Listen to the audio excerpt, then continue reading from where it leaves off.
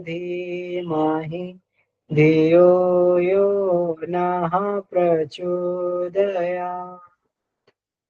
ॐ गुरुर्ब्रह्मा गुरुर्विष्णु गुरुरेव महेश्वर गुरुरेव परब्रह्म तस्मै श्री गुरवे नमः। ॐ अखण्डमण्डलाकारं व्याप्तं येन चराचरं तत्पदं दर्शितं येन तस्मै श्री गुरवे नमः। तस्मै श्री गुरवे नमः। जी सभी को प्रणाम।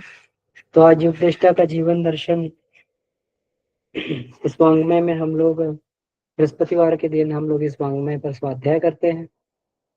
तो आज का जो विषय है ये आत्मदेव की उपासना और उसके चमत्कार। ये पुराने वाङ्मय में पृष्ठ संख्या 5.14 है पुराने वाङ्मय में, और जिनके पास नया वाङ्मय हो एक बार इसको बता सकते हैं। 5.16 5.16। जी भाई साहब धन्यवाद। आज गीता लिखी हुई थी भैया, प्रणाम। हाँ जी, आज गीता लिखा हुआ था। गीता का श्लोक 40 और 42 43 लिखा हुआ था वो लिंक 4 में। बजे का प्रोग्राम था, 4 बजे का था प्रोग्राम। गीता का अलग रहता है वो प्रोग्राम, ये तो अपना 7:30 से क्लास होती है ये वाली। गीता वाला जी 4 भैया बजे था। ठीक है, तो इसको जो है प्रारंभ करते हैं। तो नीमा दीदी हैं क्या? आज नीमा दीदी का वाचन है।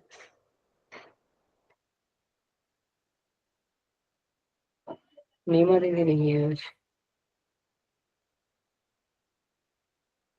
दी जी मीना दीदी, मीना भैया दीदी प्रणाम। प्रणाम दी प्रणाम। जी मैं देख लेती हूँ, 1 सेकंड बस भैया। ठीक है। आज नेहा दीदी का वाचन था तो वो भी किसी कारणवश जो है वो नहीं इसमें जुड़ पाई हैं।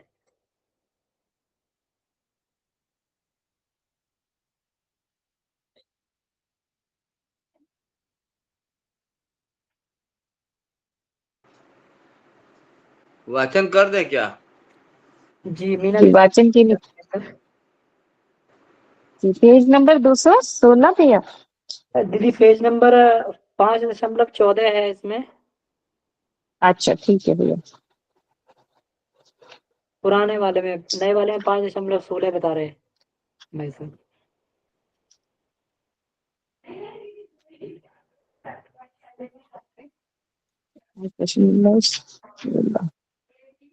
जी आत्मदेव की उपासना और उसके चमत्कार।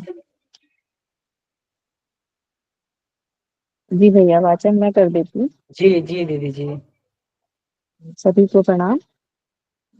गायत्री मंत्र से एक बार। शंभू जी भाई साहब से निवेदन है, आप भाई साहब इसका सार प्रस्तुतिकरण करें कृपया। आज नेहा दीदी नहीं है। क्या बोले हैं भैया, फिर से थोड़ा सा बोल दीजिए भैया। और गोवाः स्वाहा सवितुर्वरेण्यं भर्गो देवस्य धीमहि धियो यो नः प्रचोदयात्। परम पूज्य गुरुदेव, वंदनीय माता जी, सभी ऋषि सत्ताओं के सूक्ष्म संरक्षण में आज की कक्षा को आरंभ करते हुए आत्मदेव की उपासना और उसके चमत्कार वाचन प्रारंभ करते हैं।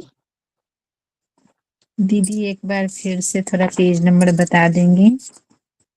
जी दीदी ये 254 है और 5.16 है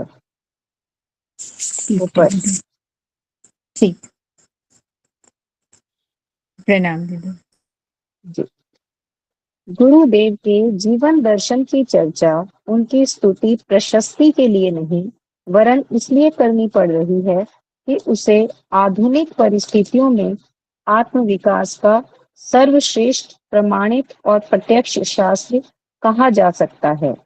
वे भेजे ही इसलिए गए कि विडंबना और भ्रम से भरे हुए आज के तथाकथित अध्यात्म की निरर्थकता ने जनमानस में जो अश्रद्धा और अविश्वास का वातावरण प्रस्तुत कर दिया है, उसका निराकरण किया जा सके। आत्मशोधन की तपश्चर्या से अपना उद्धार आप करने के राजमार्ग को छोड़कर जो स्वल्प श्रम से अपरिमित लाभ पाने के लिए अधीर हो उठे हैं और ऐसे जादू भरे जंत्र मंत्र ढूंढते हैं जिनके आधार पर वे मन चाहे भौतिक लाभ प्राप्त कर सकें, उन्हें यह नोट कर लेना चाहिए कि बहुमूल्य वस्तुएं उचित मूल्य चुकाने पर ही मिलती हैं। असली हीरे की अंगूठी 10 पैसे की नहीं मिलती। यदि मिलती हो तो समझना चाहिए कि नकली है और बेचे जाने पर उसकी एक पाई भी वसूल न होगी। जादू की तहत तुरंत चमत्कार दिखा सकें, ऐसे कर्म कांडों की तलाश में भटकने वाले लोगों को गुरुदेव यह बताना चाहते थे कि सिद्धियों और विभूतियों की गरिमा और महिमा का राजमार्ग आत्मशोधन और आत्मनिर्माण की चाल से चले बिना पूरा नहीं हो सकता। कोई सीधी पगडंडी ऐसी नहीं है जो देवता, मंत्र, गुरु या संप्रदाय का पल्ला पकड़ने से सहज ही परम लक्ष्य तक पहुंचा सके। अध्यात्म एक ऐसा क्रमबद्ध विज्ञान है जिसका सहारा लेकर कोई भी व्यक्ति उसी तरह लाभान्वित हो सकता है जिस तरह की बिजली, भाप, आग आदि की शक्तियों का विधिवत प्रयोग करके अभीष्ट प्रयोजन पूरा किया जाता है। समझा जाता है कि किसी समर्थ मार्गदर्शक, देवता या मंत्र की कृपा से अद्भुत शक्तियां मिलती हैं और साधना से चमत्कारी आत्मिक प्रगति का अवसर मिल जाता है। यदि यह तथ्य सच हो तो भी उसके मूल में व्यक्ति की पात्रता वाली शर्त अनिवार्य रूप से जुड़ी रहती है। गुरुदेव ने उसी गायत्री मंत्र की उपासना की जिसे संध्या वंदन के समय आमतौर से सभी धर्म प्रेमी हिंदू जपा करते हैं। उनका भी इष्ट वही सविता देवता था जिसे उपासना करने वाले सामान्यतः नित्य ही जल चढ़ाते और प्रणाम करते हैं। समर्थ गुरु उन्हें मिले, पर ऐसे सिद्ध पुरुषों से यह पृथ्वी रहित नहीं है और निश्चित है कि उनका द्वार सभी के लिए खुला पड़ा है। बादल सर्वत्र बरसते रहते हैं, तालाब लाखों मन पानी जमा कर लेते हैं, पर पत्थर की चट्टान पर एक बूंद भी नहीं ठहरती। सूर्य सबके लिए गर्मी रोशनी लेकर उदय होता है, पर जिसने अपने खिड़की दरवाजे बंद कर रखे हैं उसे कुछ लाभ सूर्य देवता भी नहीं पहुंचा पाते। मंत्र और देवताओं में कोई शक्ति न हो, साधना उपासना का कोई परिणाम न निकलता हो तो बात नहीं है। प्रश्न पात्रता का है। अधिकारी के पास उपयुक्त साधन अनायास ही खिसते चले आते हैं। फूल के पास कितनी मधुमक्खियां और भौरे बिना बुलाए ही मंडराने लगते हैं। चुंबक अपने समीपवर्ती लौह कणों को सहज ही खींच लेता है। साधक की पात्रता में ही वह चमत्कार भरा रहता है जिसके आधार पर मंत्र देवता और सहायक को सहज ही द्रवित होकर अभिष्ट सामर्थ्य प्रदान करने का वरदान देना पड़ता है। गुरुदेव गायत्री महामंत्र के माध्यम से ऋतंभरा प्रज्ञा और ब्रह्म वर्चस्व की साधना करते थे। इन तत्वों को वे अपने आत्म देवता में ही समाविष्ट मानते थे। कहते थे कि सबसे निकट तपोवन अपना अंतःकरण ही है। यही एक निष्ठ होकर ब्रह्म चेतना में तादात्म्य स्थापित करने का जो प्रयत्न किया जाता है वही सच्ची साधना है। विश्वव्यापी देव सत्ता का प्रतिनिधित्व अपनी अंतः चेतना करती है। सो यदि उसे ही मना लिया जाए, उठा लिया जाए, तो फिर इस संसार की ऐसी कोई वस्तु शेष नहीं रह जाती जो प्राप्त न की जा सके। ईश्वर के राजकुमार मनुष्य को अपने पिता की हर संपदा का सहज अधिकार प्राप्त है। पात्रता और उपयोग के प्रयोजन की उत्कृष्टता सिद्ध करके कोई भी विभूतियों के भंडार में से कुछ भी प्राप्त कर सकता है। ऐसा ही उनका विश्वास था, ऐसा ही कहते मानते रहते थे। गुरुदेव की साधना पद्धति को जितना मैंने देखा समझा, उतना अवसर शायद ही और किसी को मिला हो। 24 वर्षों तक हर वर्ष 24 लक्ष का गायत्री महापुरस्चरण वे करते रहे। सर्वसाधारण को इस संदर्भ में इतनी भर जानकारी है कि प्रतिदिन 6 घंटा बैठकर वे 11 माला प्रति घंटा के हिसाब से 66 माला का गायत्री जप करते थे। परम सात्विक 5 मुट्ठी आहार पर निर्भर रहते तथा अनुष्ठान काल में प्रयुक्त होने वाले बंधक प्रतिबंधों का कठोरता से पालन करते थे। वस्तुतः यह तो उनकी स्थूल और दृश्य साधना थी। जितना देखा जा सके मोटे तौर से उतना ही समझा जा सकता है। उनका बाह्य उपासना क्रम इतना ही दिखता था, सो समझने वाले उतना ही समझ सकते थे। पर वस्तुतः उनकी साधना इस सूक्ष्म क्रियाकलाप तक ही सीमित नहीं थी, वरन काया के कर्म कांडात्मक क्रियाकलापों से बहुत आगे बढ़कर मन और प्राण की सूक्ष्म शरीर और कारण शरीर की परिधि में प्रवेश कर गई थी। गायत्री की उच्च स्तरीय साधना में अन्नमय कोश, प्राणमय कोश, आनंदमय कोश, विज्ञानमय कोश के जागरण अनावरण की विधि व्यवस्था है। इसका कर्मकांड और विधि विधान तो समयानुसार गुरुदेव स्वयं ही बताएंगे, पर उनकी अति निकटवर्ती सहचरी होने के कारण मैं इतना ही कह सकती हूँ कि अपनी 5 इंद्रियों और 5 मनः संस्थानों का परिष्कार करने में उन्होंने अथक परिश्रम किया था और निरंतर यह प्रयत्न किया था कि इन 10 देवताओं को विनाश के मार्ग पर 1 इंच भी न गिरने दिया जाए, वरन उन्हें पवित्रता और प्रखरता के पथ पर ही अग्रसर रखा जाए। इस प्रकार अंतरंग की देव शक्तियों को परमार्जित कर उन्होंने देवता मंत्र और गुरु का अनुग्रह प्राप्त किया और उन 5 शक्ति कोशों को जागृत करने में सफल हो गए, जिन्हें अनेक अद्भुत रिद्धि सिद्धियों का केंद्र माना जाता है। आत्मशोधन, आत्मनिर्माण, इंद्रिय निग्रह और मनोजय के साथ जुड़ी हुई अपनी उच्च स्तरीय गायत्री साधना के माध्यम से आत्मदेव को सजग बनाकर गुरुदेव ने क्या पाया, इसकी अविज्ञात उपलब्धियां इतनी अधिक और इतनी अद्भुत हैं कि उन पर सहसा किसी को विश्वास ही न हो। अस्तु, जिन्हें आज प्रमाणित न किया जा सके उन पर अभी पर्दा पड़ा रहना ही उचित है। समय आने पर वे आज के अविज्ञात तथ्य कल विज्ञात और प्रमाणित होंगे। तब ये बात और भी अधिक स्पष्ट हो जाएगी कि इस संसार का, इस मानव का सर्वोपरि पुरुषार्थ एवं साफल्य आत्म साधना के अतिरिक्त और कुछ हो ही नहीं सकता। अभी तो उन सर्वविदित विशेषताओं को दोहरा देना ही पर्याप्त होगा, जो सिद्धियों की दृष्टि से आकर्षक ही नहीं अद्भुत भी हैं। गुरुदेव के निकट संपर्क में आने वाले इस तथ्य को भली भांति जानते थे कि वे एक शरीर में रहते हुए भी 5 शरीरों जितना भिन्न भिन्न प्रकार के 5 कार्यों का संपादन एक साथ ही करते रहते थे। यह सब कैसे हो पाता था, इस रहस्य का पता लगाने वाले एक व्यक्ति को 10 घंटे कठोर श्रम का अधिक से अधिक हिसाब लगाने पर यही कहकर चुप होना पड़ा कि इतना काम 5 शरीरों 5 व्यक्तियों द्वारा ही किया जा सकना संभव है। एक व्यक्ति एक शरीर से तो इतना काम कभी भी नहीं कर सकता। जब बाहर रहना पड़े तब की बात अलग। साधारणतया घर जब भी वे रहते थे 6 घंटा प्रतिदिन उपासना करते थे। यह आत्मिक श्रम एक व्यक्ति को पूरी तरह थका देने के लिए पर्याप्त है। शारीरिक श्रम 8 घंटे, मानसिक श्रम 7 घंटे और आत्मिक श्रम 6 घंटे ही हो सकता है। 6 घंटे की उपासना एक व्यक्ति को पूरे दिन थका सकने वाली मेहनत गिनी जानी चाहिए।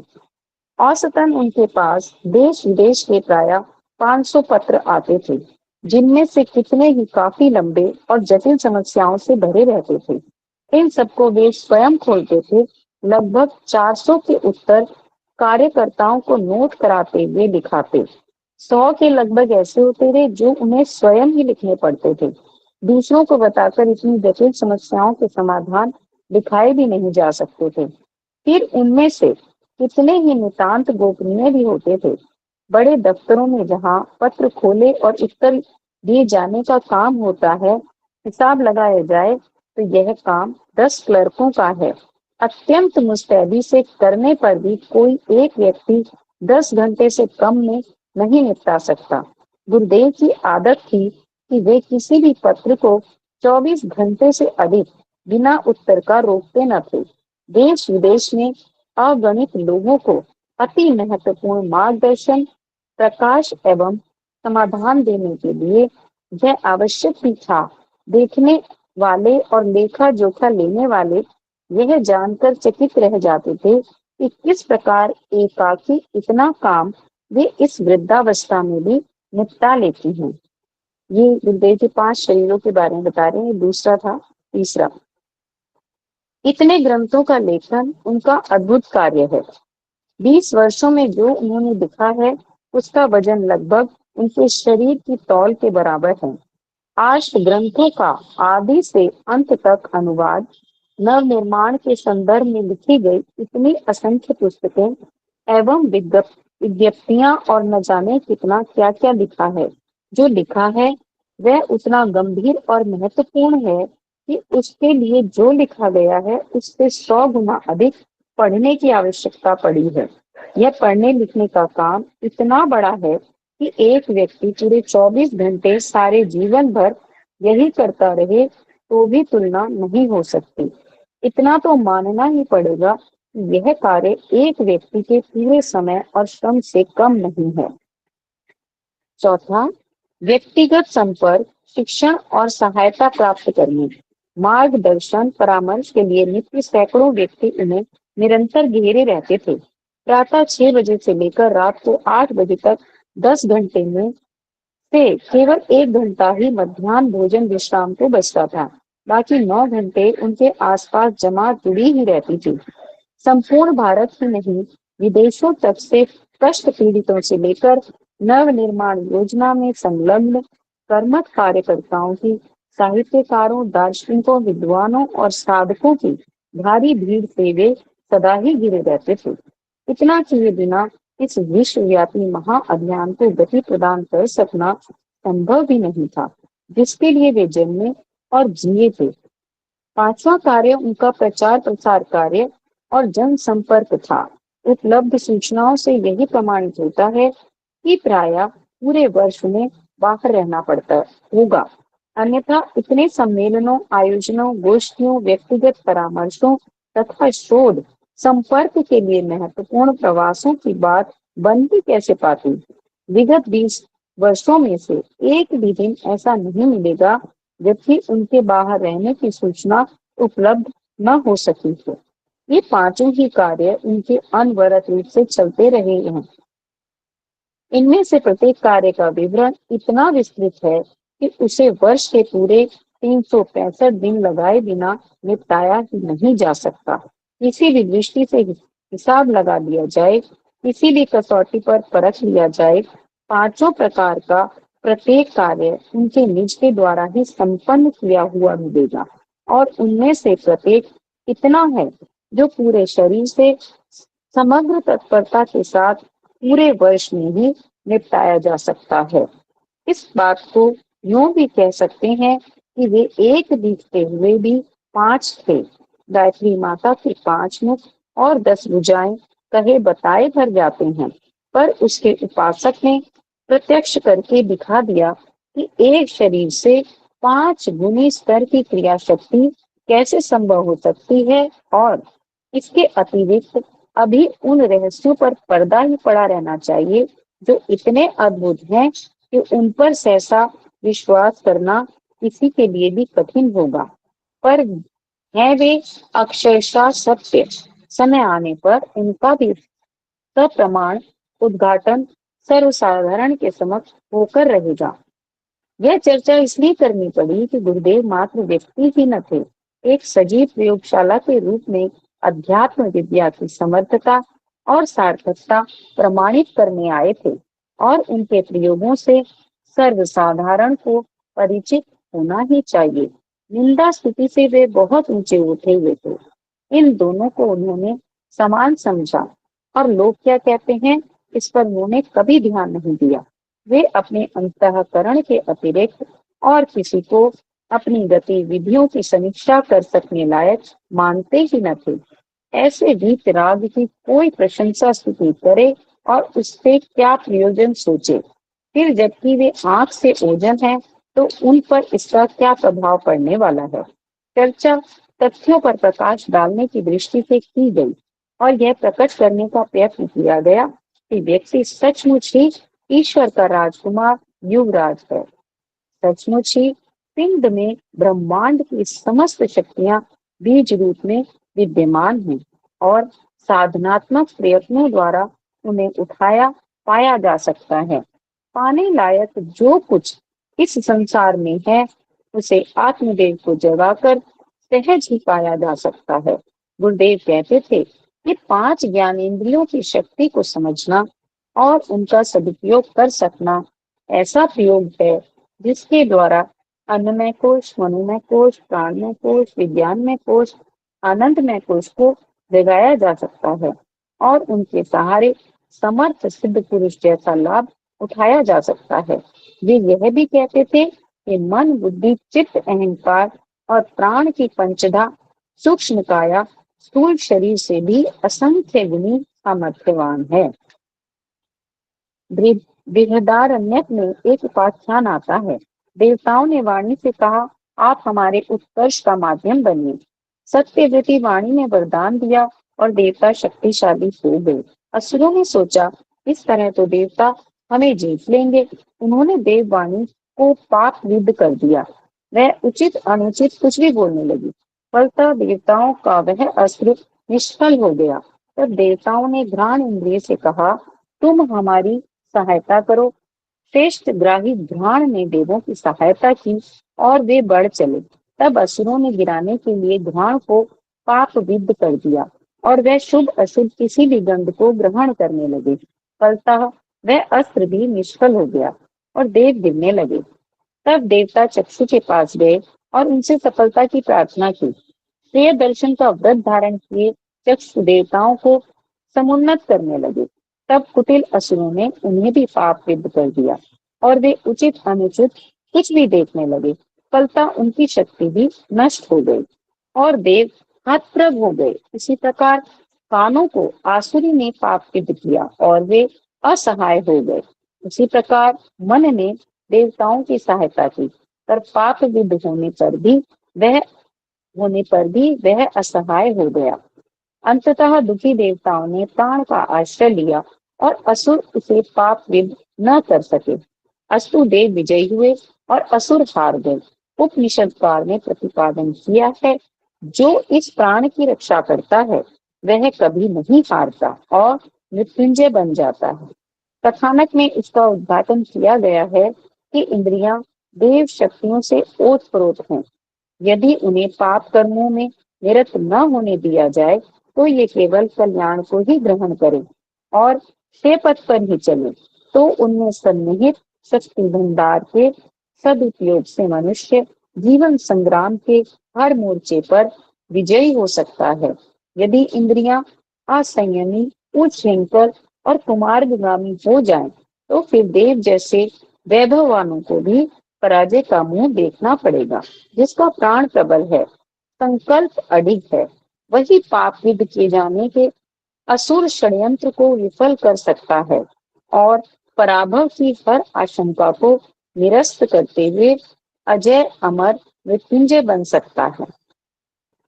लगता है गुरुदेव ने इस कथानक का मर्म अपने जीवन क्रम में उतार लिया। इंद्रियों से परिचारिका जैसा काम लेते रहे, दूसरों की तरह उच्छृंखल न होने देने के लिए सदा सजग रहे। अभक्ष्य उन्होंने खाया नहीं, अनीति का अन्न कभी गले से नीचे नहीं उतरने दिया। साधना काल में 5 मुट्ठी जौ का आटा और 5 पाव छाछ दैनिक आहार पर निर्वाह करते रहे। इसके पश्चात भी न उन्होंने स्वाद को आगे आने दिया और न अनीति से उपार्जित अभक्ष्य के लिए मुंह खोला। सुधा बुझाने के लिए औषधि रूपी अन्न के अतिरिक्त स्वाद के संबंध में कभी सोचा तक नहीं। वाणी से असत्य बोलने और छल करने की आवश्यकता ही कभी नहीं पड़ी। न किसी को कुमार्ग पर चलाया, न किसी का जी दुखाया। ऐसी निष्पाप और निर्मल जिह्वा पर ही सरस्वती विराजमान रह सकती थी। सो रही भी उनके आशीर्वाद निष्फल नहीं गए, न कभी परामर्श डाले गए। इस वाक पवित्रता से उनका अन्नमय कोश जागृत करने में भारी सहायता की।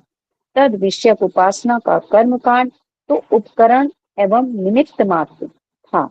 वे सदा सर्वत्र सद्भावना और श्रेष्ठता की गंध सूंघते रहे। किसी का दुर्गंध उन्होंने कभी ग्रहण ही नहीं की।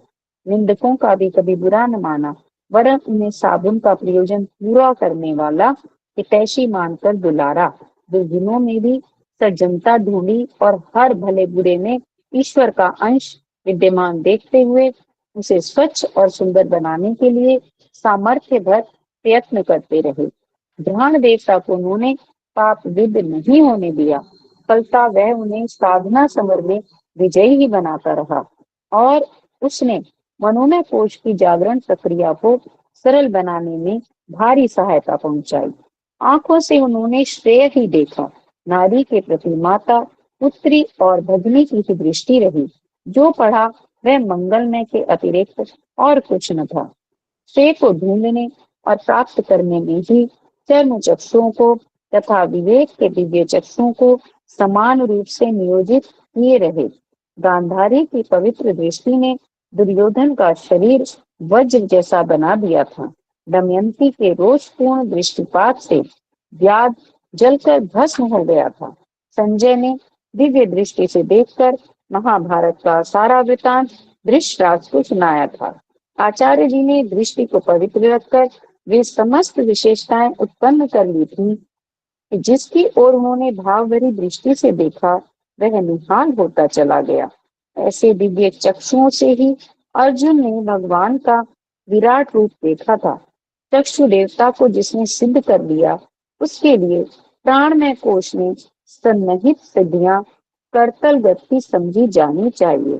गुरुदेव ने आज्ञा चक्र को जागृत करने की, प्राण में प्रखरता लाने की क्रिया प्रक्रिया की जरूर है, पर उनमें जो खाद पानी लगा वह नेत्रों को पवित्र वृत्ति बनाए रखने और असुरता द्वारा उन्हें पाप विद न होने देना ही सफलता का प्रधान कारण रहा है।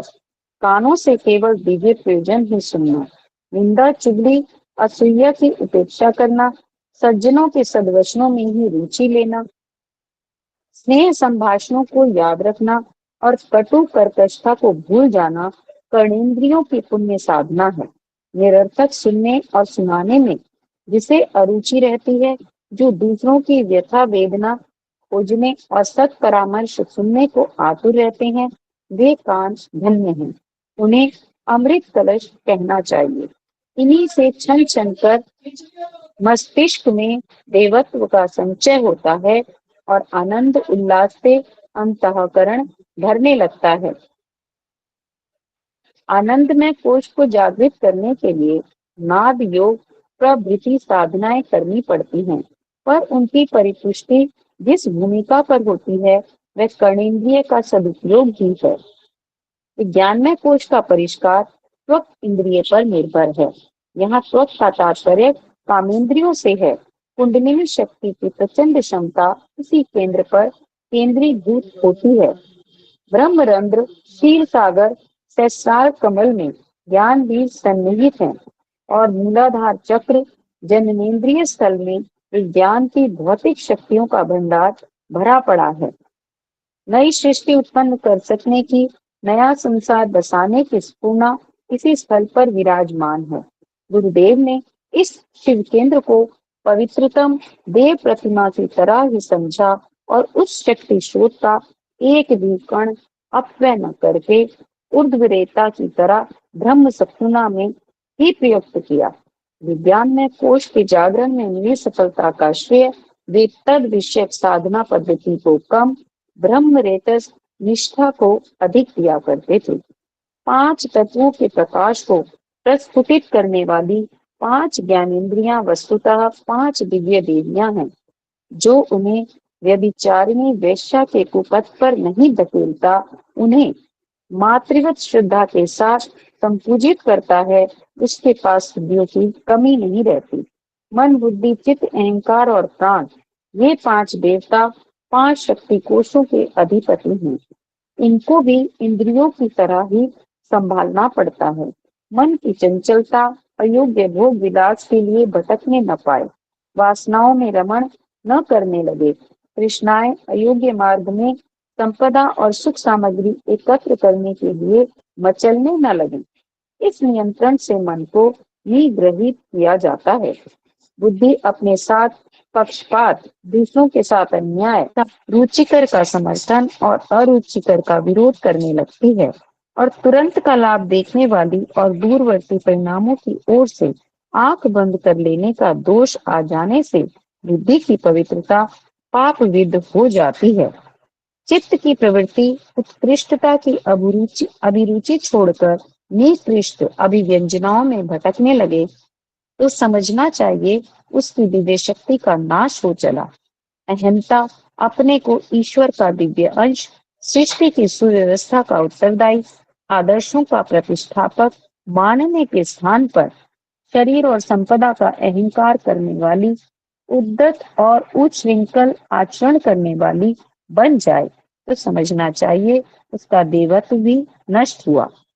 प्राण का स्वरूप है सन्मार्ग पर चल सकने का साहस और कुमार्ग पर किसी भी भय या लोभ के कारण होने वाले आकर्षण को ठुकरा देने की दृढ़ता। जो जीवनोद्देश्य की पूर्ति और ईश्वर की आज्ञा पालन करने में बड़े से बड़ा त्याग बलिदान प्रस्तुत कर सके, वह सच्चे अर्थों में प्राणवान है। प्राण देवता की आराधना सन्मार्गगामी शूरवीर बनकर की जाती है।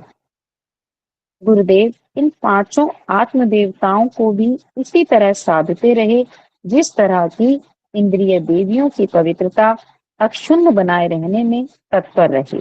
गायत्री माता के 5 मुख और 10 हाथ आलंकारिक दृष्टि से चित्रित किए जाते हैं। कितनी ही मूर्तियां तथा तस्वीरें इस प्रकार के चित्रण समेत मिलती हैं। ये 5 मुख अन्नमय कोश, मनोमय कोश, प्राणमय कोश, विज्ञानमय कोश और आनंदमय कोश हैं। 10 भुजाएं उपयुक्त 5 ज्ञानेंद्रियां, 5 देवियां और 5 मनस तत्व से संबंधित 5 देवता हैं। इन दोनों को मिलाकर गायत्री महाशक्ति की 10 भुजाएं बनती हैं। सामान्य जप अनुष्ठानों के कर्म कांड पूरे करने के साथ साथ जो पंचमुखी 10 मुखी दिव्य गायत्री को अपने प्राण, हृदय, मस्तिष्क और आचरण में घुला लेता है, वह वैसा लाभ प्राप्त कर सकता है जैसा कि गुरुदेव ने उपलब्ध किया। जी भैया प्रणाम सभी को।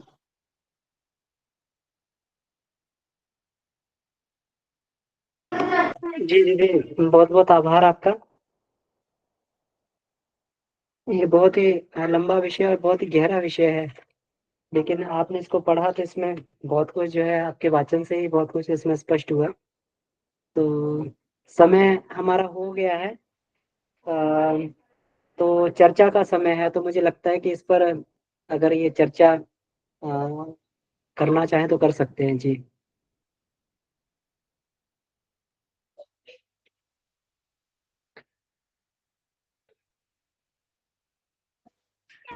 भैया प्रणाम प्रणाम सबको। भैया जी नेहा जी नेहा दीदी प्रणाम। हैं अभी हमारे साथ, तो नेहा दीदी का प्रस्तुतिकरण हो सकता है ना? नेहा एक दीदी अगर आप स्थिति में हो तो। नेहा दीदी से पूछ लेते हैं एक बार, नेहा दीदी स्थिति में है? जी भैया जी प्रणाम भैया। अभी बस मैं 5 मिनट पहले ही आई तो मैंने ज्वाइन किया।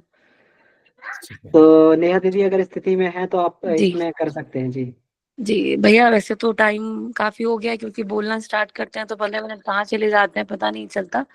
बट फिर भी मैं एक तरह से इस चीज मतलब ये जो चैप्टर है इसको मैं समराइज करना जरूर चाहूंगी क्योंकि जो आज का ये टॉपिक है जी ये हमें इतना ज्यादा मुझे सार्थक लगा कि इस एक टॉपिक के अंदर, इस 2-3 पेज के अंदर हमारा पूरा जीवन एक पूरी यात्रा भी है एक तरीके से, कि हम कैसे नर से नारायण, मानव से महामानव और आत्मा से परमात्मा तक बनने का जो सफर गुरुदेव का रहा, ये पूरा उन्होंने बताया कि किस तरीके से हम कैसे करते हैं। जो कि हम नॉर्मली हम लोग परेशान होते हैं, सोचते हैं कैसे करें, क्या करें, ये माया कैसे नहीं छूट रही, मन ऐसा क्यों है।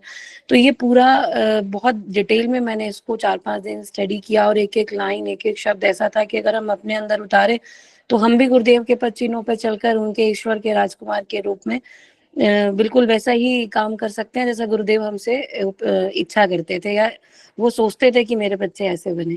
इसमें गुरुदेव ने क्या मतलब इस चैप्टर में मैंने क्या देखा कि हमें क्या करना है ना, हमें क्या करना है ताकि हम गुरुदेव के कहे अनुसार बन पाए। और गुरुदेव ने इसमें ये भी बताया कि कैसे पहुंचेंगे वहां तक। तो इसमें ये चीज, जैसे गुरुदेव ने पहले ही कुछ लाइंस में लिखा हुआ था, वहां उसमें लिखा था कि जो आजकल की परिस्थितियां हैं वो 2 चीजें बड़ी विकृत हैं, भ्रम और विडंबना की स्थिति है। भ्रम किस चीज का है, जैसे यंग जनरेशन जो मतलब हमसे छोटी जनरेशन है, उनके बहुत भ्रम है कि ये जो आध्यात्मिकता है वो आध्यात्मिकता को उस तरह से नहीं समझते, वो उसको धार्मिकता के रूप में लेते हैं।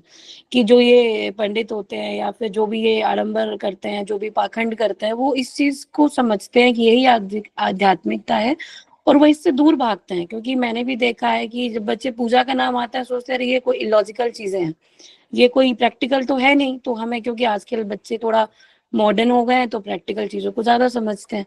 तो उनको जो गुरुदेव के समय भी ये सब रूढ़िवादियां थे, अंधविश्वास थे, धार्मिक क्रियाकलापों, कर्म कांडों को इतना विशेष महत्व दिया जाता था कि उसके पीछे जो मूलभूत भावना होती थी उसको इग्नोर वो हो गया। ये पोस्ट वैदिक काल में हुआ, क्योंकि वैदिक काल में तो सभी वेदों के हिसाब से जितने भी ब्राह्मण थे, जो भी हमारे बेसिक मूलभूत रचनाएं थी, वो सभी सही रूप से कार्य कर रही थी। लेकिन वैदिक काल के बाद पोस्ट वैदिक काल में जब ये सब चीजें गड़बड़ानी शुरू हुई तो इनका सबका बेसिक स्वरूप बदल गया, जिसकी वजह से जो टॉप पे था उसने अपने फायदे के लिए सब चीजों को अपने हिसाब से इस्तेमाल करना शुरू कर दिया। तो धार्मिक क्रियाकलाप जो थे वो अंधविश्वास और रूढ़िवादी में चले गए, कन्वर्ट हो गए।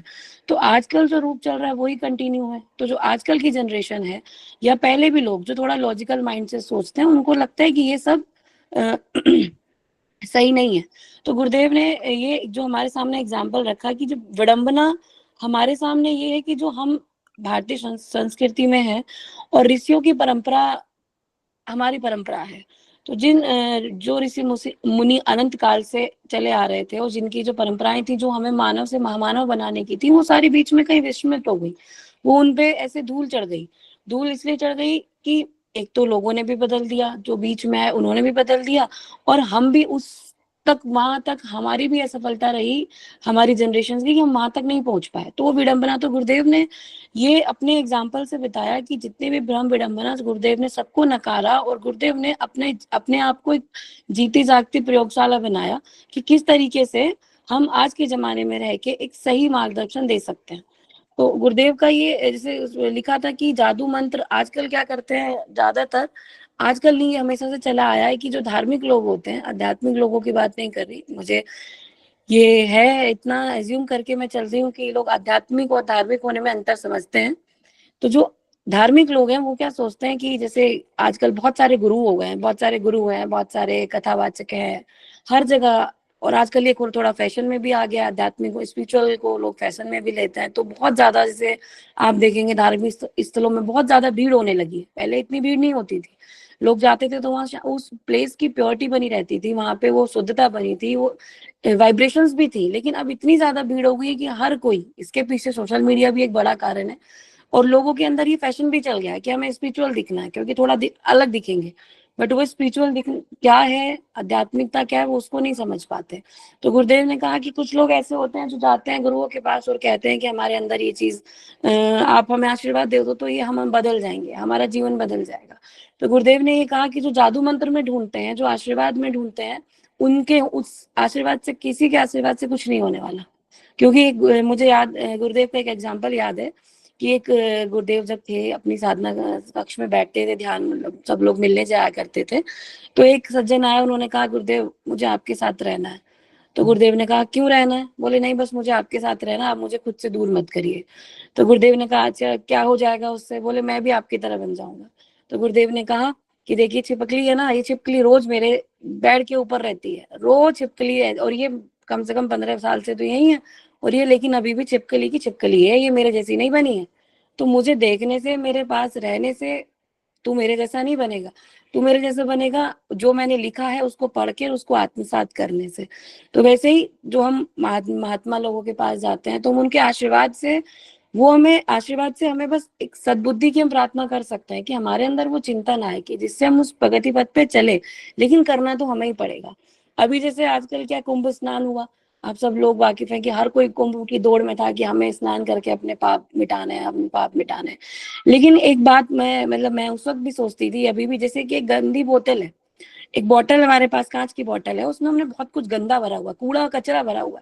अब उस कूड़े कचरे की बोतल को हम कितना भी गंगा जी में नहलाएं, मैं तो कहती हूँ कि जहां से गंगा जी निकलती है, उद्गम स्रोत है, जहाँ जहाँ एकदम प्योरिटी है, हम उसे वहां भी नहलाएंगे तो भी वहां से वो बाहर से तो साफ हो जाएगी, लेकिन अंदर का कूड़ा कचरा वहां से भी नहीं निकलेगा। तो उसको क्या करना पड़ेगा? उसको अंदर के कूड़े कचरे के लिए क्या करना? तो कुंभ स्नान तो फिर खराब, व्यर्थ हुआ। व्यर्थ बहुत मायने में नहीं है, लेकिन मायने में अगर हम इस तरह से देखें तो है, लेकिन पौराणिक मान्यताओं के अनुसार अगर हमारे मन में कुछ बुरा चिंतन आया तो वो पवित्रता में जाके, उस इन्वायरमेंट में जाके, वो पॉजिटिव वाइब्रेशन से वो ठीक हो जाता है। ऐसा माना जाता था। और वहां पे संतों का समागम होता था तो उससे हमारे विचार भी पवित्र होते थे। तो मोटा मोटा जो एक गुरुदेव का कहना है हर चीज में, कि हमें अपने काम, हमें अपने चिंतन पे करना है, हमें खुद को मांझना है, हमें खुद की सफाई करनी है, हमें अपना आत्मशोधन करना है। जब तक हम खुद के मन का शोधन नहीं करेंगे, शरीर शोधन नहीं करेंगे, आत्मशोधन नहीं करेंगे, तब तक कोई काम बनने वाला नहीं है। ना बढ़िया पंडित के पास जाने से, ना कोई भी आडंबर बाहर के कर्मकांड रचने से कुछ नहीं होने वाला। और गुरुदेव ने इसको अपने अपने आप को प्रयोगशाला मान के इस चीज को किया। और गुरुदेव ने साइंटिफिक स्पिरिचुअलिटी, जो आध्यात्मिक वैज्ञानिक अध्यात्मवाद लाए गुरुदेव ने, ब्रह्मवचन की स्थापना की, उसके पीछे भी यही उद्देश्य था कि लोग आडंबर के पीछे ना भागे। हम जो भी कर रहे हैं वो हर किसी के पीछे एक विज्ञान है, हम उसको समझे। लेकिन हम समझते तो हैं, लेकिन बहुत छोटे से स्तर पर, बहुत बड़े स्तर पर हम लोग अभी भी, हम सब लोग जुड़े कर्मकांड और गुरुदेव और उन चीजों से हैं, लेकिन उनके मन की पीड़ा और उनके मन की टीस को समझने के लिए और उनके पथ पे चलने के लिए, क्योंकि वो हम, उनकी टीस यही थी कि हम उनके जैसे बने। वो उनको गुरुदेव ने, जैसे मैंने कहीं पढ़ा, मैं इतना तो नहीं जानती कि वो सच है कि झूठ है, बट गुरुदेव चाहते थे, वैसे विवेकानंद जी चाहते थे कि मेरे 100 शिष्य हो या कुछ, तो गुरुदेव भी चाहते थे कि मेरे कुछ अपने ऐसे शिष्य हों जो मेरे मार्ग पे आगे बढ़े। तो उनका अपने मार्ग से मतलब यही था कि सेवा तो करें, लेकिन उनका अब हम अपनी एक लाइव लेबोरेटरी बन के समाज को ये उदाहरण दे सकें कि हमें अपने जीवन से कैसे, हमने तप किया। गुरुदेव कहते थे कि ब्राह्मण, हमें सबको ब्राह्मण बनना है। गायत्री ब्राह्मण की कामधेनु है। ब्राह्मण कौन? जात का ब्राह्मण नहीं, जिसने अपने आप को तपाया हो, सब कुछ होते हुए भी जिसने हर कुछ का त्याग किया हो, ताकि वो लोगों के सामने एक एग्जाम्पल बन सके।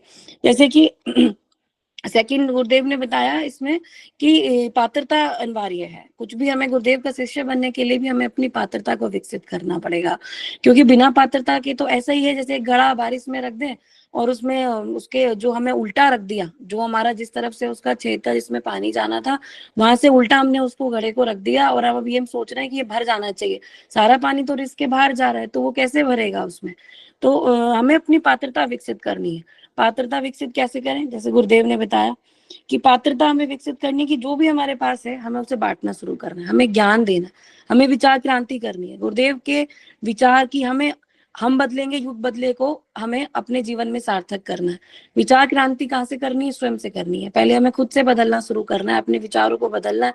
हर वक्त अपने विचारों पर पैनी नजर रखनी है कि कहाँ जा रहे हैं, किस तरफ जा रहे हैं। गुरुदेव से भटक तो नहीं रहे, पर परम कल्याण के मार्ग से भटक तो नहीं रहे, आत्मशोधन के मार्ग से तो नहीं भटक रहे। तो हमें हर वक्त अपने आप को इतना चेतनता में रखना है कि हमें हर वक्त अपने आप को, कहीं हम मोह में तो नहीं फंस रहे हैं बच्चों के। हम क्या कर रहे हैं? हमारे जीवन का उद्देश्य क्या? हम 24 घंटे में क्या कितना कितना जीवन अपने लिए नहीं है, अपने गुरुदेव के और अपने भगवान के लिए, आत्म कल्याण के लिए लगाते हैं। हमारे से जितने भी लोग हम जुड़े हैं और बाकी संसार की हम बात करें तो 99% हमारा जो जीवन, हमारा जो दिनचर्या है, वो सिर्फ खाने कमाने, परिवार की इधर की उधर की इन बातों में निकलता है। हमारा बहुत ही कम हिस्सा जितना बहुत ही कम हिस्सा जाता है कि उस चीज में जो गुरुदेव ने जिसे गुरुदेव ने कहा कि गुरुदेव का पूरा जीवन उन कार्यों में गया। मोटा मोटी हम ये देखते हैं कि गुरुदेव ने जैसे कि बताया कि हम जितना हम जानते हैं, गुरुदेव ने 24 गायत्री महापुरुषन की है, लेकिन अंदर से अभी हम पढ़ रहे थे कि गुरुदेव ने 5 कोषों पे काम किया। गुरुदेव ने अपने 5 कोष को साधा, उन्होंने अपनी वाणी पे काम किया, उन्होंने अपने नेत्रों को साधा, उन्होंने अपने कानों को साधा, ताकि कुछ जो इंद्रियां जिस पर्पस के लिए हमें ईश्वर ने दी है हम उसका उसी के लिए इस्तेमाल करें, तभी वो उपलब्धियां गुरुदेव को हासिल हो पाई, तभी वो एक मानव से महामानव की श्रेणी में जाकर बैठे। तो उसके लिए हमें भी गुरुदेव ने रास्ता बताया है कि हमें क्या करना है। हमें पहले तो हमें अपनी पात्रता विकसित करनी है, जैसी पात्रता गुरुदेव ने विकसित की। जब गुरुदेव को उनके दादा गुरु के दर्शन हुए तो उस वक्त उन्होंने अपनी पात्रता विकसित, गुरुदेव के अंदर पात्रता थी तभी वो उन्होंने उनको चुना। अगर पात्रता नहीं होती तो उनको नहीं चुनते, और गुरुदेव ने चुना, उनके गुरुदेव ने उनको चुना, तो गुरुदेव ने भी ये किया कि मैं अपने चुनाव को असफल नहीं होने दूंगा। उन्होंने विश्वास करके मुझे चुना है, तो उन्होंने भी अपनी जी जान से लगा के उस पात्रता को निभाया और बढ़ाते चले गए। यही कर्तव्य हमारा है आज को, इसको पढ़ने के बाद, कि हमें गुरुदेव ने चुना है, लेकिन हमारी पात्रता कितनी है, क्या है, ये हमें अपना आप डिसाइड करना है। कि अगर हम 0 पे हैं तो हमें ये कोशिश करनी है कि हम इसको बढ़ाएं। हम हर महीने हर दिन स्किल बढ़ाने के प्रयास करें। अगर हम बढ़ाने का प्रयास करते हैं तो चाहे हम बहुत ज्यादा नहीं, लेकिन हाँ कुछ सही, बट हम उसको बढ़ा लेंगे। तो जैसे यही एग्जांपल्स कुछ हैं, जैसे चाणक्य जी ने चंद्रगुप्त को चुना क्योंकि उनकी पात्रता थी। अर्जुन को चुना श्री कृष्ण ने, क्योंकि श्री कृष्ण के सामने तो बहुत सारे एग्जांपल्स थे, लेकिन उन्होंने चुना अर्जुन को, क्यों? क्योंकि उनके अंदर पात्रता थी, इसीलिए चुना। तो हमें भी गुरुदेव ने चुना, तो जरूर हमारे अंदर कोई ना कोई तो ऐसी बात होगी जिससे अभी हम अनभिज्ञ हैं, लेकिन गुरुदेव जानते थे। अब हमें क्या करना है, बस उस पात्रता पे, या जो हमारे अंदर जो राग जम गई है ऊपर, इसको हम नहीं समझ पा रहे, बस हमें उसको उतारना। उसको उतारने के लिए गुरुदेव ने सारे साधन हमारे सामने रखे। जैसे आत्मशोधन के लिए जैसे गुरुदेव ने रखा कि हमें अपनी, जैसे उसमें आगे लिखा हुआ है कि हमें अपनी आंखों का, गुरुदेव ने इतना अच्छे से उस चीज का इस्तेमाल किया कि कोई भी गलत दृष्टि हमारी ना हो।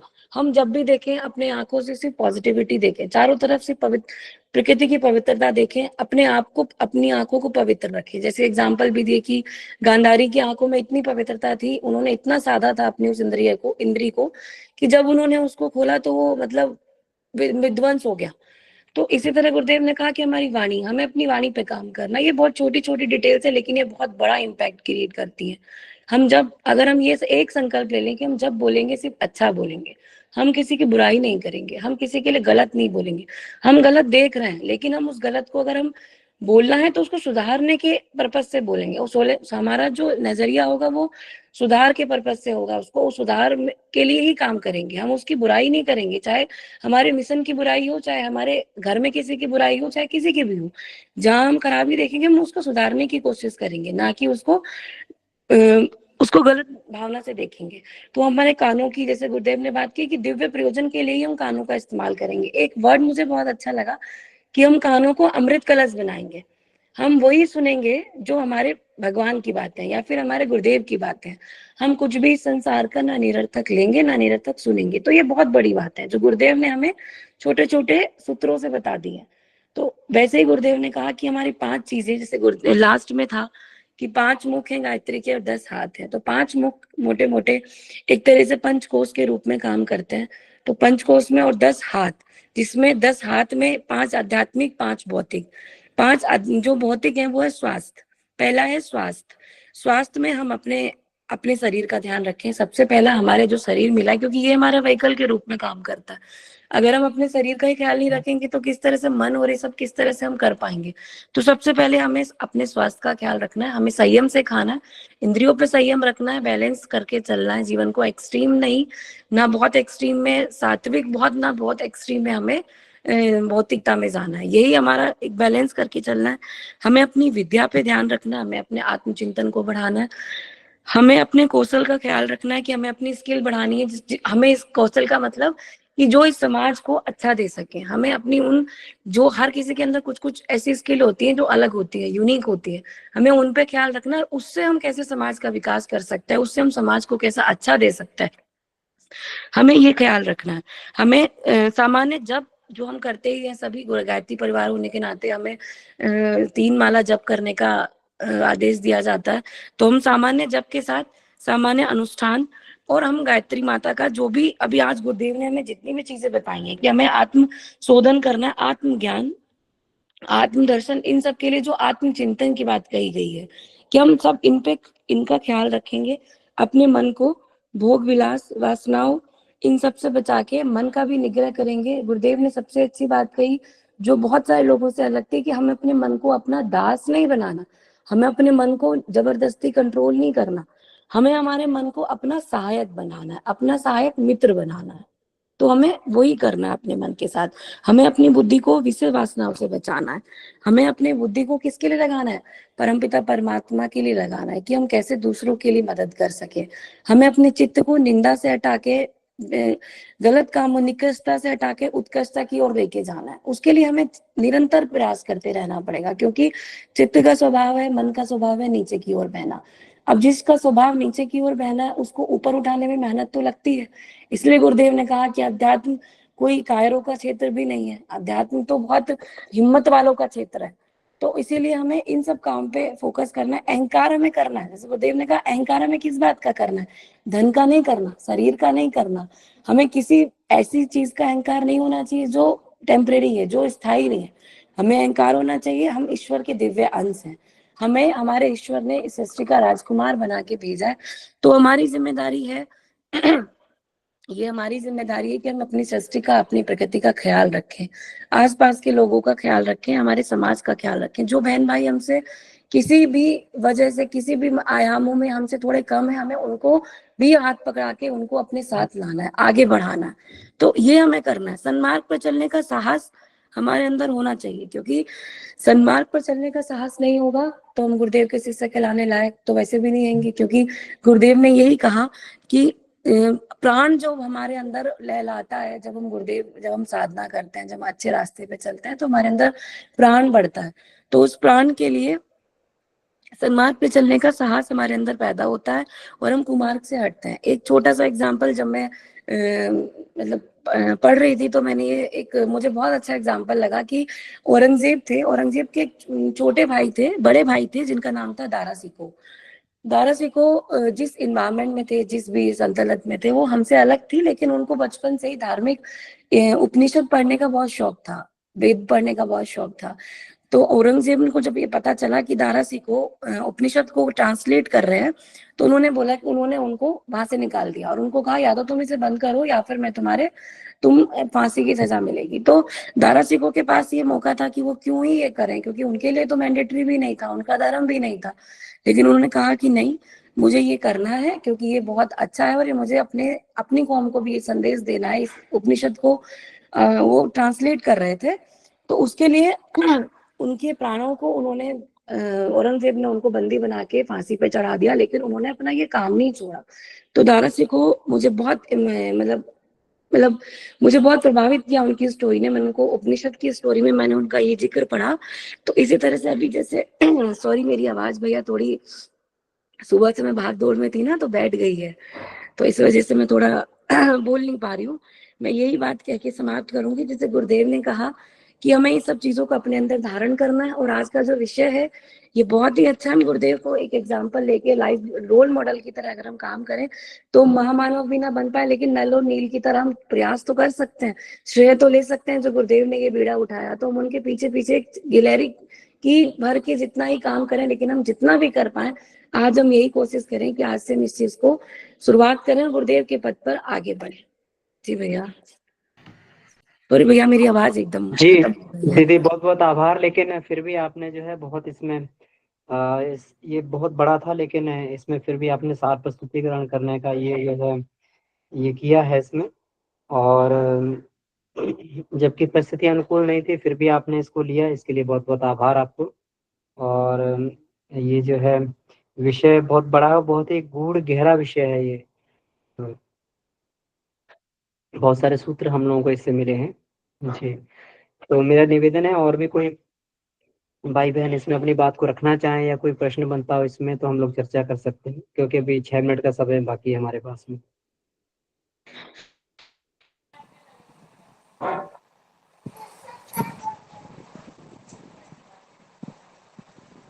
हेलो।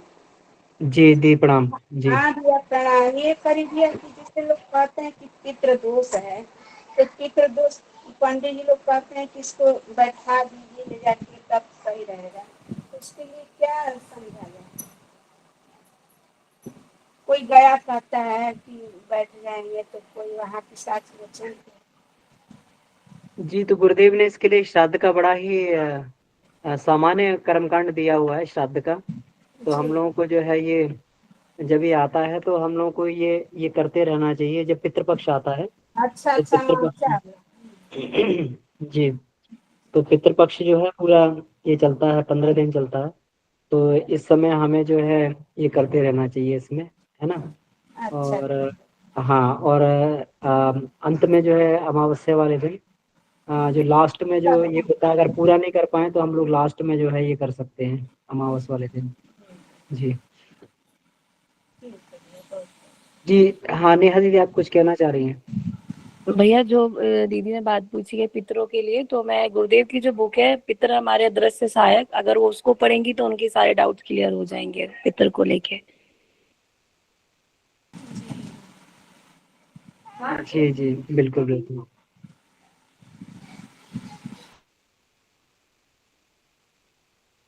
और भी कोई भाई बहन इसमें अपनी बात को रखना चाहें? जी जी राजेंद्र भाई साहब। जी नेहा दीदी को बहुत बहुत आभार। और इनकी तो जब सुनते हैं तो हमको लगता है कुछ न कुछ क्वेश्चन अपने आप बन जाते हैं। इतना बढ़िया समझाती हैं दीदी। और इसमें एक चीज दीदी, जैसे अभी आपने गुरुदेव ने लिखा भी है और आपने बताया भी कि गुरुदेव को उनके गुरु ने चुना था और वो अपनी पात्रता को विकसित करके उनके चीजों पे खरे उतरे, और हमें हमारे गुरुदेव ने हमें चुना है। तो ये तो पहली चीज है, क्लियर नहीं होती गुरुदेव ने हमें चुना है कि हम जबरदस्ती लगे हुए हैं। तो खैर ये तो मानना पड़ेगा कोई ना कोई चीज है जो हमको गुरुदेव की ओर प्रेरित करती है। लेकिन हमारे पात्रता में जो विकास होना चाहिए, जो बार बार आती है पात्रता में विकास की, तो वो विकास होता नहीं है। जैसे अपने अंदर बार बार ये चीजें आती कि हमारे अंदर विकास क्यों नहीं हो रहा है, तो उसके लिए क्या किया जाए?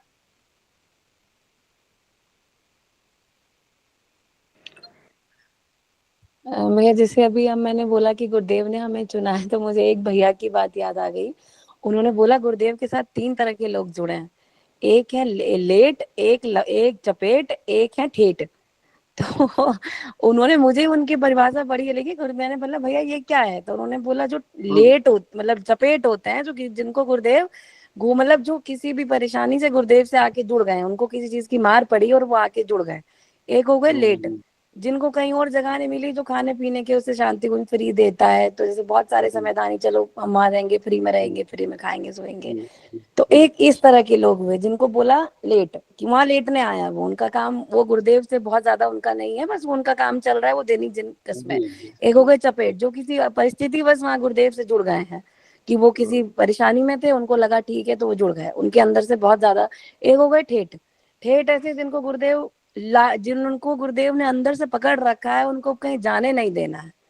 वो गुरुदेव के वास्तविक शिष्य वही हैं जिनको गुरुदेव जो ठेठ हैं, उनको चाहे कुछ भी परिस्थितियां जीवन में आए ना, गुरुदेव से अश्रद्धा होती है, और बस उनके अंदर ही मन में पीड़ा रहती है कि हमें अपने आप को गुरुदेव को सौंपना ही है।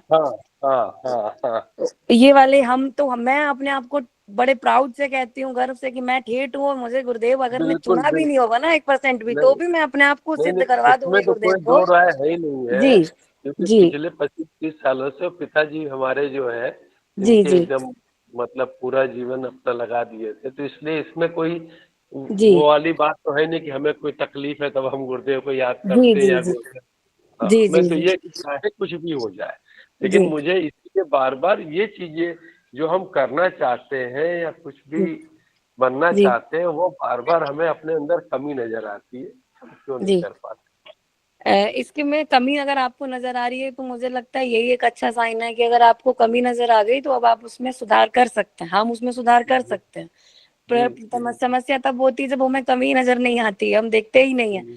तो मैं तो वही रोज होता है अपने कि आप लगता है में हम अभी जीरो पे ही है, बार बार लगता है कि जी हम जीरो पे ही है, बस जी जबकि नहीं जीरो पे है, लेकिन अब फिर ये अगर हमें कमी नजर आ रही हो और फिर हम उसमें सुधार नहीं कर रहे, तो ये हमारी सबसे बड़ी गलती है। अब जब हम गुरुदेव के पास जाते हैं, शांति कुंज जाते हैं, या मैं आज भी गुरुदेव का सुन रही थी, ऐसे जब मैं फ्री होती हूँ तो मेरे यूट्यूब पे आते हैं, वो इतनी बुरी तरह से डांट रहे थे तो मैं सुन के रोने लगी। तो मैंने कहा जी कि गुरुदेव, मतलब मेरे मन में ये चीज आई कि अरे गुरुदेव कितनी पीड़ा में है, उनकी डांट के पीछे इतना, मतलब वो इतना झुल्लाए हुए थे, गाली दे रहे थे वो। मैंने कई बार रिवाइंड करके सुना कि क्या गुरुदेव सच में गाली दे रहे हैं, तो वो दे रहे थे। तो सोचो उनके मन में कितनी पीड़ा होगी हम लोगों को लेके कि ये मेरे बच्चे, इनको मैंने सब कुछ करके दे दिया और ये सीधा पथ पे तक नहीं चल पा रहे हैं। तो हमें खुद को शर्म, मुझे तो बहुत शर्म आई कि अब मैंने ये सोचा मैं आज शाम को गुरुदेव के लिए बोलने वाली हूँ, मैं क्या बोलूंगी, मैं खुद अपने आचरण में उतना नहीं कर पाते जितना गुरुदेव के शिष्य जी को होना जी चाहिए। बिल्कुल सही। तो वो बस सब कुछ दिया गुरुदेव, जो हमें जी चाहिए था उससे ज्यादा दिया, हम क्यों नहीं जी गुरुदेव के लिए कर पा रहे बस अभी हैं मुझे ये लगता चीज। है भैया कि जरूरत हमें ये है कि हम गुरुदेव का जो मानता है वो तो हम सोचे ही सोचे। जैसे हम लोग, मैं देखती हूँ कि जब लोग मिलते हैं मिशन के तो गुरुदेव की मानता तो बहुत गाते हैं, लेकिन अपनी कमियों को हम नहीं सुधार पाते। तो उनकी जी मानता के जी साथ साथ हमें खुद को भी पथ पे बढ़ाना होगा कि हम ये सोचें जब जाएं गुरुदेव के पास, जब हमें गुरुदेव मिले कि गुरुदेव हम आपका काम करके आए, अच्छा मतलब हम अपने आप को वैसा बना पाए जैसा आप चाहते थे। बस यही सबसे बड़ी सफलता है। उसके लिए डेली प्रयत्न करना पड़ेगा, डेली अपने जी आप को साधना पड़ेगा रोज।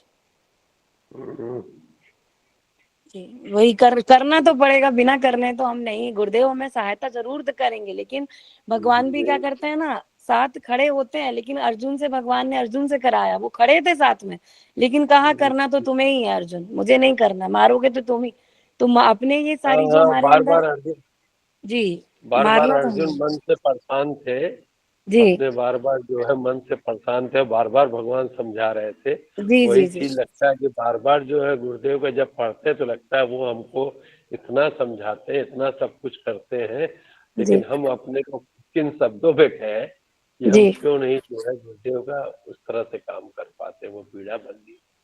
ये भी प्रार्थना जैसे मैं करती हूँ, मैं गुरुदेव से ही प्रार्थना करती हूँ कि गुरुदेव मेरे अंदर ये कमी अब ऐसी आ गई है और मैं असमर्थ हूँ इसको पूरा जी करने में। जी जी आप तो जी समर्थ हैं, अब जी आप ही जी इसको करिए। तो वो बस धीरे, वही चीज हमारी इच्छा होती है वो करते चले जाते हैं। हमको बस लगता है अभी समर्पण गुरुदेव आपको को रखना है, समर्पण सबसे बड़ी चीज है।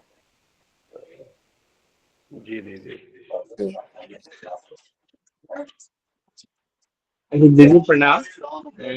अभी एक्चुअली राजेंद्र भाई साहब जो पूछ रहे थे, तो आज ही हम एक पढ़े हैं गुरुदेव की प्रवचन सेट में एक किताब है आत्म अवलंबन के 4 चरण। उसमें बड़ा सुंदर से गुरुदेव ने दिया है कि जैसे जो साधक चाहते हैं कि हम करें नहीं, क्यों नहीं कर पाते हैं, उसमें बड़े सुंदर गुरुदेव ने कैसे अपनी कमी को चिंतन द्वारा कैसे दूर करें, तो पूरा प्रवचन में गुरुदेव ने उसमें समझाया है।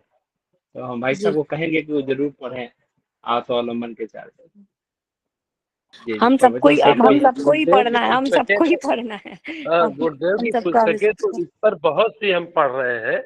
और हाँ, मतलब वो प्रवचन क्या है उनका, सत्यदेव जी, गुरुदेव का प्रवचन ही दिया है गुरुदेव उसमें। हाँ हाँ, उसी प्रवचन की भी बहुत उसमें सी हमारे पास छोटी छोटी पुस्तकें हैं और हर हाँ हाँ, चीज छोटी समझ में छोटी भी जो है। आती है जी। लेकिन बस हाँ वही बात है ना, अभी हमने पहला शब्द क्या कहा, पात्रता का विकास, वो चीज हम। हाँ, उसमें वही बात बोले हैं हाँ गुरुदेव। जी पात्रता का विकास का ही गुरुदेव ने ऐसे दिया है। जी जी तो ठीक हाँ, उसको अब बोले हैं कि सुबह का टाइम में कैसे चिंतन करना है और जी अपने जी कमियों को, गुरुदेव उसमें ये भी लिखे हैं कि ये हम अपने जैसे पड़ोसी की कमियां हमें बहुत सारे हम ढूंढ लेते हैं, अपनी पत्नी की बहुत सारी कमियां हम निकाल लेते हैं, लेकिन अपनी कमियों को हम चिंतन द्वारा दूर नहीं करते हैं। तो सुबह के टाइम में कैसे करना है, बैठना है, कहते आंख मूंदना है, क्या क्या बना, उन्होंने पूरी स्टेप बाय स्टेप गुरुदेव ने अपनी कमियों को कैसे हम पहचाने और कैसे उसको एक एक करके मैंने स्टेप बाय स्टेप उसको दूर करे, उसके लिए गुरुदेव ने बड़ा सुंदर उसमें दिया हुआ। जी इसीलिए भैया, जो मैं आज ही हम पढ़े हम लोग। एक चीज मैं मतलब जी बोलना चाहती हूँ, मतलब जैसे गुरुदेव की एक मुझे याद आया, एक तो एक वाक्य है, मतलब वाक्य नहीं, एक प्रसंग है गुरुदेव का बहुत छोटा सा। अमन भैया 1 मिनट का टाइम है तो मैं बोलूँ नहीं? जी जी दीदी जी। जी, तो पात्रता के लिए जैसे गुरुदेव कहा कि हम पात्रता कैसे विकसित होगी, उसके लिए हम जो गुरुदेव के वाक्य सुन रहे हैं, जो हम पढ़ रहे हैं, बस हमें उसको जीवन में उतारते चले जाना। गुरुदेव का एक प्रसंग है जो मुझे बहुत अंदर से टच करता है कि गुरुदेव बीमार थे उन दिनों। तो माताजी ने कहा, गुरुदेव बहुत सादा जीवन, तो आप सबको पता ही है, बहुत सादा जीवन जीते थे। गुरुदेव बहुत बीमार थे। गुरुदेव डॉक्टर ने कहा कि थोड़ा सा ना एनर्जी की कमी है, आप थोड़ा सा इनको ग्लूकोज या कोई जूस पिलाओ। तो माताजी ने गुरुदेव को जूस दिया, तो गुरुदेव ने जूस पिया, गुरुदेव ने पिया, उसके बाद पता चला कि ये तो कुछ और है। गुरुदेव ने माताजी से पूछा क्या है इसमें, तो बोले वो आपका थोड़ा सा स्वास्थ्य कमजोर चल रहा है, तो आपको हम जूस लेके आए हैं। गुरुदेव ने वो सारा जूस तुरंत अपने मुंह से निकाल के फेंक दिया कि अरे मेरे बच्चे भूखे मर रहे हैं, इतने बच्चे भूखे मर रहे हैं, इतनी गरीबी, और मैं जूस पी लूंगा। तो मतलब गुरुदेव ने उस चीज को, ये एग्जाम्पल से मुझे इतना टच करता है कि जो हम आसपास की जो हमारी स्थितियां हैं, अगर हम उनको अपने अंदर ये सोचें कि अगर सब मेरे बहन भाई खुश है तभी मैं खुश हूँ, तो ये अगर गुरुदेव की चीज, गुरुदेव का यही मतलब प्रसंग है कि हमें जो अपने दूसरों के लिए, अपने लिए पसंद है, दूसरों के साथ ना करें उस चीज को। तो जब तक हमारे सारे बहन भाई सब चीज खुश नहीं है, तो हम खुश नहीं बैठ सकते, हम सिर्फ अपने परिवार तक सीमित नहीं रह सकते। तो पात्रता विकसित करने में ये भी बड़ा काम करता है कि हम दूसरों की दुख को अपना दुख समझें, उनके साथ चलें, सामाजिक समाज कल्याण की भावना हमारे अंदर हो। लेकिन वो आएगी तभी जब हम अपनी भावनाओं को शुद्ध करेंगे, धीरे धीरे शुद्ध करते चले जाएंगे। भावनाएं शुद्ध होती जाएंगी चिंतन से, मनन से, जो गुरुदेव का हम स्वाध्याय कर रहे हैं उससे, अनुष्ठान से, इन सबसे धीरे धीरे हमारी भावनाएं शुद्ध होती चली जाती हैं। और जब भावनाएं शुद्ध होती चली जाती हैं, तो वो जहां भी हो जाती है, फिर उसको पूर्णता सब चीज को कल्याण के रूप में ही लेके चली जाती है। तो गुरुदेव के जीवन से हमें यही सीखना है कि हमें सादा जीवन जीना है। और अगर हम, जैसे गुरुदेव कहते हैं ना कि वो शांति कुंज जो लोग आते हैं वो गरीब नहीं है, वो ओढ़ी हुई गरीबी है। ओढ़ी हुई गरीबी मतलब उनके पास साधन तो है, लेकिन उस साधन का उन लोगों ने समाज के लिए इस्तेमाल किया, समाज को दे दिए, जैसे गुरुदेव ने समाज को दे दिए कि हमारे सभी बहन भाई सुखी रह सके, तो उसको ओढ़ी हुई गरीबी कहा। तो आज हम जिस भी स्थिति में हैं, अगर हम अच्छी स्थिति में, तो हम अपने साधनों को सीमित करेंगे, तो अंदर से जो वो एक स्फूर्णा जन होगी ना, खुशी होगी ना कि अरे हम दूसरों के लिए मतलब हम कर रहे हैं, तो वो धीरे धीरे धीरे धीरे हमारी पात्रता को भी विकसित करती चली जाएगी, हमारे भावनाओं को भी विकसित करती चली जाएगी, और हम आध्यात्मिक और हर रूप से गुरुदेव के सच्चे शिष्य बनने के लायक हो पाएंगे। जी भैया।